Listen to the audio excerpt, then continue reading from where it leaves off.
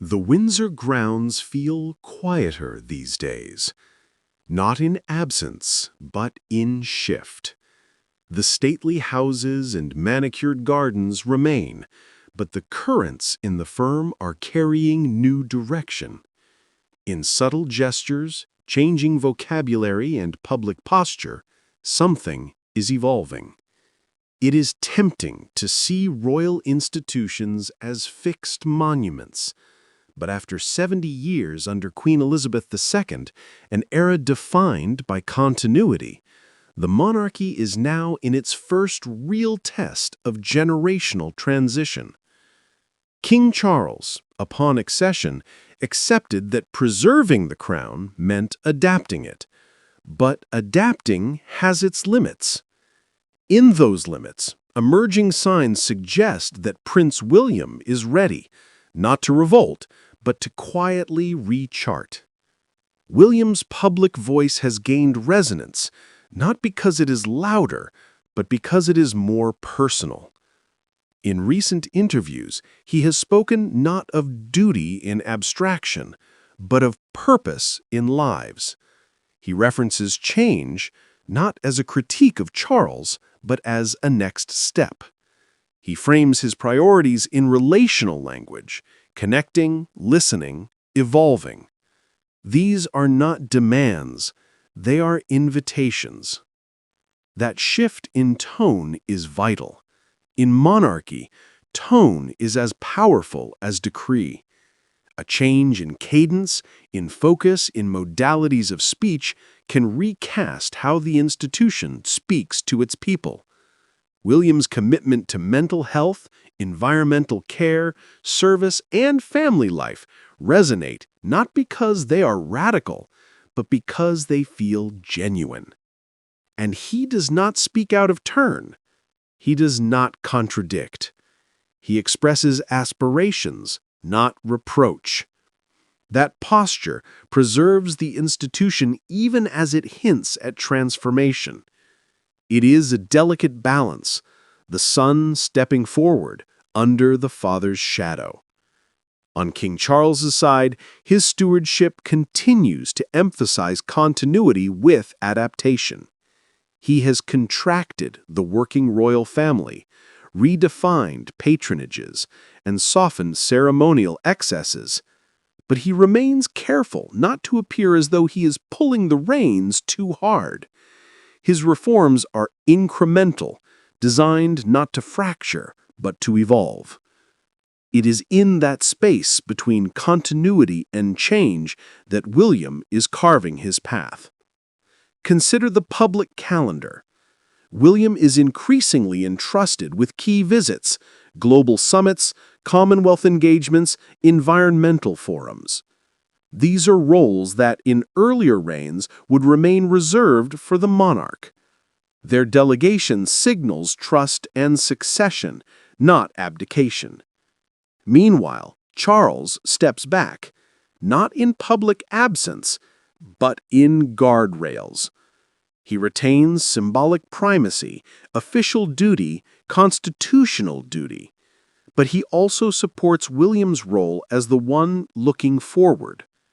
Publicly, he affirms his son's vision as a natural progression. Privately, aides say he is preparing to serve as mentor, not manager. It is a tested role. The monarchy's challenge is to demonstrate unity even in transition. Any dissonance or public friction would weaken the crown more than the changes themselves. So the question looms: how much power shifts and how much remains shared? There are a few lanes in which future direction might course: public image, ceremonial authority, and access to royal institutions. On public image, William's relative naturalness, his family life, his visible parenting, modern causes, appeals to younger audiences. Charles remains more formal, constitutional, measured. When William speaks of change for the good, of evolution, he is inviting, not imposing. That invitation is part of his gradual extension of soft influence.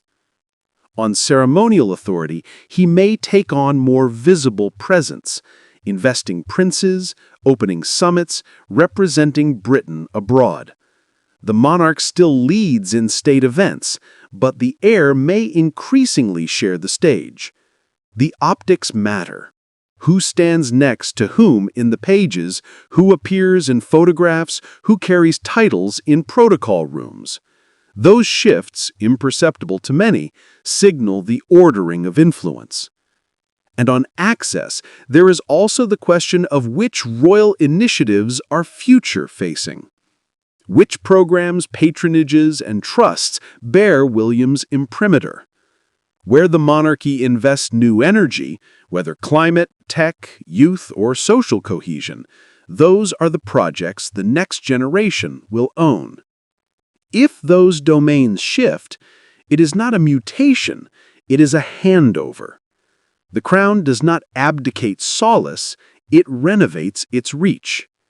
This transition also carries risk. The older generation of royal watchers resents abrupt change. The palace must avoid perception of conflict. Any misstep or misalignment could be used by detractors to question legitimacy. So the movement must be coordinated, gradual, but undeniable. We should expect pauses, retreats. That is part of royal calculus. A statement might be delayed, a role deferred, but those require patience and trust in strategy. So, when William says change is on his agenda, people listen. When Charles allows him more space, people note. The handshake of shared purpose is more potent than a battle for control. The monarchy is a house built on memory, but increasingly, it must be a house that learns. The world is less impressed by lineage than by relevance. This generation must prove that the crown can adapt without losing its roots.